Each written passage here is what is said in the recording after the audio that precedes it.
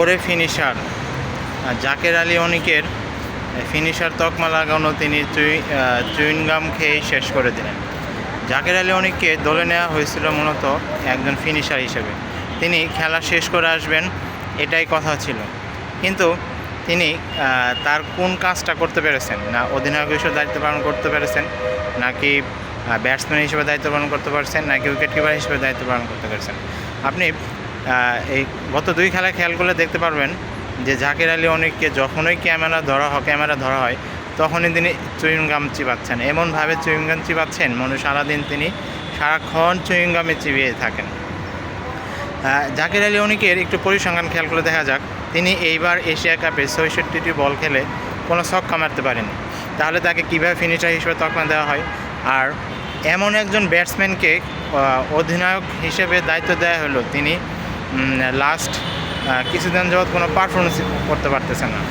আফগানিস্তানের সাথে বিরুদ্ধে তিনি পরপর 4 বলে কোনো সিঙ্গেল রান নিতে পারেনি এবং দলকে প্রায় হারিয়ে দিয়েছিলেন এবং বিপদের মধ্যে ফেলেও দিয়েছিলেন। আর কিছুক্ষণ হলে আফগানিস্তানের সাথে তো হারিয়ে ফেলত।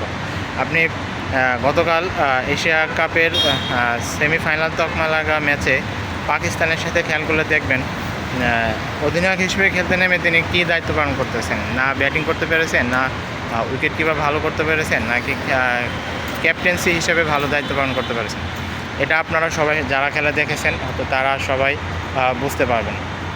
এবং জাকের আলী অনিক যে তিনি সুষ্ঠুভাবে খেলতে পারে নাই, দলের প্রয়োজন মেটাতে পারে নাই, সেটা দেখে বোঝা যাচ্ছে। আর তাকেই আমরা একজন অফ ফর্মের ব্যাটসম্যানকে, অনেক দিন ধরে রান না করা ব্যাটসম্যানকে আমরা অধিনায়ক বানিয়ে দিলাম। তিনি কিভাবে অধিনায়ক হন, তিনি কিভাবে দলের দায়িত্ব নেন, সেটা আসলে বোধগম্য নয়। গতকালকের ম্যাচে এত কম রান ডিফেন্স বাংলাদেশ করতে পারেনি, মাত্র 135 রান চেস করার কথা ছিল বাংলাদেশের, কিন্তু কোনোভাবেই তিনি কোনো ব্যাটসম্যানে দাঁড়াতে আর এবং কোনো দায়িত্ব নিতে পারে নাই। আজ এই ম্যাচে সাইফ হাসান খেলতে পারেনি, আবার দলে রানও করতে পারেনি অন্য কোনো ব্যাটসম্যান। আরেক ব্যাটসম্যানের কথা না বললে নয়, তাওহিদ হৃদয়। তিনি লিটন কুমার দাসের ইনজুরি অনুপস্থিতিতে তিনি 3 নম্বরে খেলার সুযোগ পেয়েছেন। তিনি আসলে কি দায়িত্বটা পালন করলেন আপনারা দেখেন তো দেখি, তিনি কোন দায়িত্বটা নিতে পেরেছেন এবং কী হিসেবে তিনি দায়িত্ব পালন করতে পেরেছেন। তিনি একটা ছক্কা মারলেন, ছক্কা মারার পর তিনি পরপর আবার শাহিন শাহ আফ্রিদির বলে তিনি মারতে গেলেন। তাতে কী দরকার ছিল সেই মারারটা? কোনো প্রয়োজন ছিল সেখানে? আমার তো মনে হয় না, কারণ অহেতুক মেরে তিনি আউটে বিদায় নিয়ে দলের বিপর্যয় ডেকে আনলেন।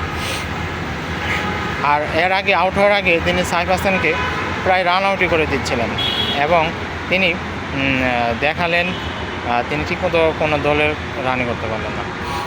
জাকের আলী অনিকের আসলে তার গুরু একজন, তিনি বছর শেষে কোটি টাকা ব্যাংকে ব্যালেন্স ঢুকে তিনি তাকে অধিনায়ক বানিয়ে দিলেন।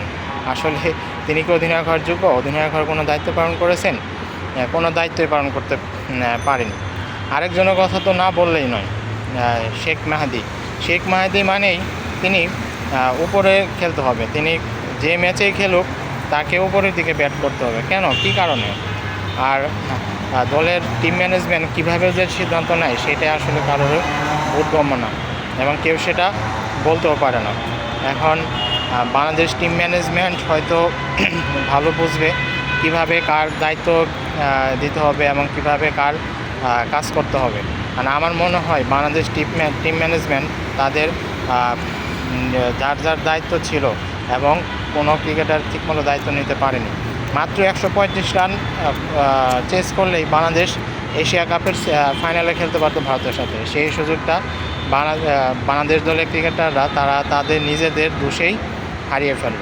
এবং এই ম্যাচ যদি বাংলাদেশ জিততে পারতো গতকালকে, তাহলে বাংলাদেশ এশিয়া কাপের ফাইনাল খেলতে পারতো। কিন্তু বাংলাদেশের ব্যাটসম্যানদের একটা রোগ আছে যে তারা সহজ ম্যাচকে কঠিন করে তোলে এবং মনে হচ্ছিল তারা 180-90 রান চেস করতেছিল, যে প্রথম থেকেই তাদের 6 মারতে হবে। 6 মারতে যেয়ে তারা সবাই আউট হয়ে গেল। যাই হোক, বাংলাদেশ গতকাল এশিয়া কাপ থেকে বিদায় নিয়েছে এবং আর বলার মতো ভাষা নাই, কি বলবো, বলার মতো ভাষা নাই। তো আপনারা সবাই ভালো থাকেন, সুস্থ থাকেন, আল্লাহ হাফেজ।